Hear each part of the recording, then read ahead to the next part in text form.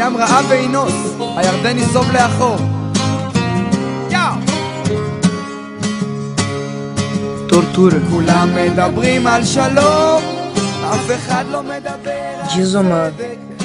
לאחד זה גן עדן, לאחר גיהנום.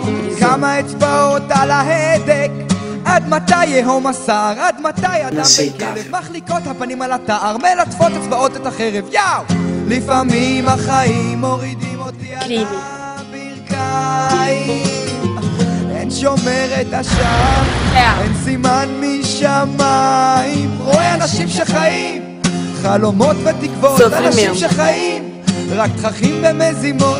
יש ששואלים שאלות ואין תשובות, יש כאלה מלאים רק טענות ודרישות, אבל כולם מדברים על שלום, אף אחד לא מדבר על צדק. לאחד זה גן עדן, לאחר גיהנום. כמה אצבעות על ההדק, כולם מדברים על שלום, אף אחד לא מדבר על צדק.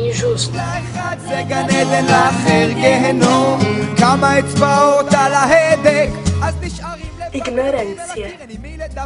אם רק נבין שכולנו אחד נראה הכל מתחבר. שישרף רכושך, תשרף נשמתך.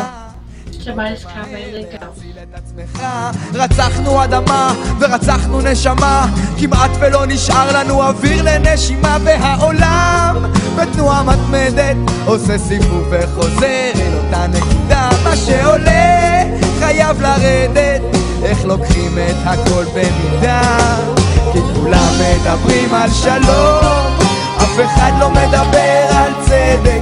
לאחד זה גן עדן, לאחר גיהנום. כמה אצבעות על ההדק, כשכולם מדברים על השלום, אף אחד לא מדבר על צדק. לאחד זה גן עדן,